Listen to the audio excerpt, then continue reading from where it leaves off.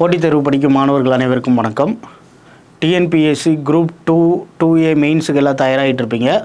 வர 8ஆம் தேதி பிப்ரவரி 8ஆம் தேதி வந்து பார்த்திங்க அப்படின்னா உங்களுக்கு மெயின்ஸுக்கான எக்ஸாம் நடக்க போகுது.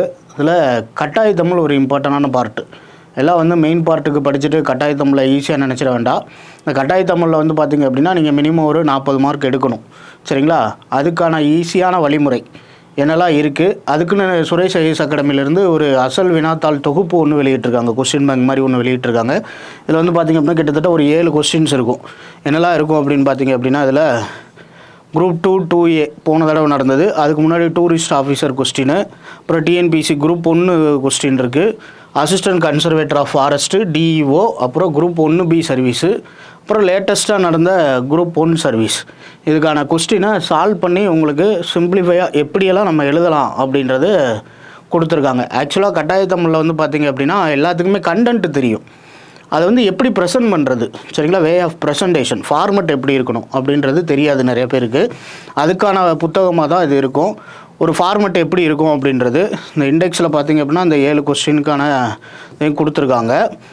இப்போ இதில் நம்ம ஃபஸ்ட்டு வந்து கொஸ்டின்ஸ் எல்லாத்தையுமே கொடுத்துருப்போம். கொஸ்டின் பார்த்திங்க அப்படின்னா கொடுக்கப்பட்ட தமிழ் பகுதியை நன்கு படித்து கருத்து சிதையாமல் ஆங்கிலத்தில் மொழிபெயர்க்கவும் அப்படின்னு கொடுத்துருக்காங்க. ஆக்சுவலாக Tamil to English, English to Tamil translation ரெண்டுமே இருக்கும். அடுத்ததில் வந்து பார்த்திங்கன்னா ஆங்கில பகுதியை நன்கு படித்து கருத்து சிதையாமல் தமிழில் மொழிபெயர்க்கவும் கொடுத்துருப்பாங்க. அதுக்கப்புறம் ஒரு பெரிய பேராகிராஃப் கொடுத்து சுருக்கி எழுத சொல்லியிருப்பாங்க. சரிங்களா? அடுத்தது வந்து பார்த்திங்க அப்படின்னா ஒரு சின்னதாக வந்து ஒரு பேராகிராஃப் கொடுத்து அதை சுருக்கி எழுதுறது, அப்புறம் டெவலப்பிங் த ஹிண்ட்ஸ் மாதிரி கொடுத்துட்டு விரிச்சு எழுதவும் சொல்லியிருப்பாங்க. இது போக வந்து பார்த்திங்க அப்படின்னா திருக்குறள் தொடர்பான கட்டுரைகள், சரிங்களா, அது கொடுத்துருப்பாங்க. அப்புறம் கடிதம் வரைதல், சரியா. அதுக்கப்புறம் வந்து பார்த்திங்க அப்படின்னா ஒரு 5 பிரிவுகளில் 4 கொஸ்டின். இதுதான் வந்து இருக்கிறதுல நமக்கு மொத்தம் 20 கொஸ்டின். இதுதான் நமக்கு ஸ்கோரிங் ஏரியா, சரிங்களா. இதில் 20க்கு 20 தூக்கிட்டோம் அப்படின்னா மீதி இருக்கிறது ஈஸியாக இருக்கும். சரி, இப்போ இதை பொறுத்தளவு வந்து பார்த்திங்க அப்படின்னா உங்களுக்கு ஒரு பேராகிராஃபை தமிழில் கொடுத்துருக்காங்க. அந்த கருத்து சிதையாமல் அப்படியே இங்கிலீஷில் ட்ரான்ஸ்லேட் பண்ணணும். சரிங்களா? எப்படி ட்ரான்ஸ்லேட் பண்ணியிருக்காங்க அப்படின்றத பார்த்துக்கோங்க. அப்புறம் இங்கிலீஷில் இருக்கிறத அப்படியே தமிழில் ட்ரான்ஸ்லேட் பண்ணி கொடுத்துருப்பாங்க. அடுத்தது வந்து பார்த்திங்க அப்படின்னா ஒரு பெரிய பேராகிராஃப் கொடுத்துட்டு அதை எப்படியெல்லாம் சுருக்கி எழுதலாம் அப்படின்றதையும் கொடுத்துருப்பாங்க. கரெக்டாக அந்த பாயிண்ட்டு, முக்கியமான பாயிண்ட்டு என்ன தேவையோ அதை அழகாக கொடுத்துருப்பாங்க.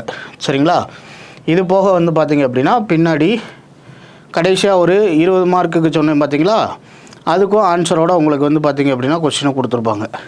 இப்போ உங்களுக்கு இந்த புக்கு வந்து திருக்குறள்லாம் வந்து பார்த்திங்க அப்படின்னா எப்படி திருக்குறளை கொடுக்கணும், அதுக்கான விளக்கம் எப்படி கொடுக்கணும் எல்லாமே கொடுத்துருப்பாங்க. சரிங்களா? இதில் வந்து பார்த்திங்கன்னா கடிதம் வரைதல், அந்த ஃபார்மெட்டு, பேர் எழுதக்கூடாதுன்னு சொல்லியிருப்பாங்க. நம்ம தெரிஞ்சோ தெரியாமலோ பேர் எழுதிடக்கூடாது. சரிங்களா? அடுத்து பெறுநர் யாருக்கு எழுதணும், சரி, அந்த ஃபார்மெட்டை அப்படியே கொடுத்துருப்பாங்க. இதே உங்களுக்கு வந்து பார்த்திங்க அப்படின்னா ஒரு எஸ்டிமேஷன் கொடுத்துருந்தாங்க அப்படின்னா அதை எப்படி எழுதணும் எல்லாமே உங்களுக்கு டீட்டெயில்டாக கொடுத்துருப்பாங்க. சரிங்களா? ஒரு ஜிஓ இருக்கணும் அப்படின்னா எப்படி இருக்கணும் அந்த மாதிரி கொடுத்துருப்பாங்க. அப்புறம் வந்து பார்த்திங்க அப்படின்னா இதில் பாருங்கள், பின்வரும் 5 பிரிவில் ஒவ்வொரு பகுதியிலும் 4 வினாக்கள், ஒவ்வொரு பிரிவிலும் உள்ள அனைத்து வினாக்களுக்கும் விடையளிக்கவும்.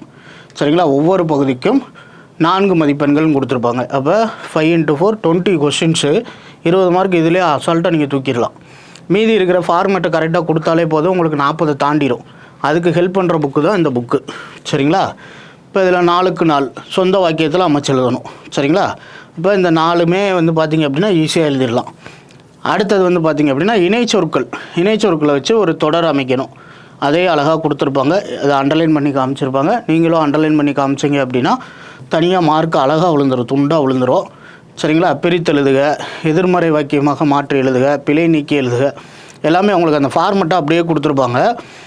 இந்த புக்கை வாங்கி நீங்கள் யூஸ் பண்ணிக்கோங்க. சரிங்களா? ரொம்ப சிம்பிள் தான். வெறும் 128 பக்கம் தான் இருக்கும். ஒரு 1 டே 2 டேஸ் இதுக்குன்னு ஸ்பெண்ட் பண்ணிங்க அப்படின்னா அழகாக நீங்கள் வந்து பார்த்திங்க அப்படின்னா ஸ்கோர் பண்ணிட்டு போயிட்டே இருக்கலாம். சரிங்களா? கட்டாய தமிழை பார்த்து இனிமேல் பயப்படணுன்னு அவசியம் இல்லை. புரியுதுங்களா? இந்த புக்கு வந்து பார்த்திங்க அப்படின்னா நம்ம எல்லா இன்ஸ்டியூட்லேயுமே கிடைக்கும் உங்களுக்கு. இது போக நீங்கள் ஆன்லைன்லேயே ஆர்டர் பண்ணிக்கலாம். இந்த புக்கு தவிர வேறு ஏதாவது கொரீஸ் இருந்துச்சு அப்படின்னா, அல்லது இந்த புக்கு தொடர்பான என்ன ஒரு கொரீஸாக இருந்தாலும் சரி, ஸ்க்ரீனில் தெரிகிற நம்பருக்கு நீங்கள் கால் பண்ணி கேட்டுக்கோங்க. இந்த புக்கை வாங்கி நல்லா எக்ஸாம் எழுதுங்க. All the best. Thank you. Suresh IAS Academy, வெற்றியின்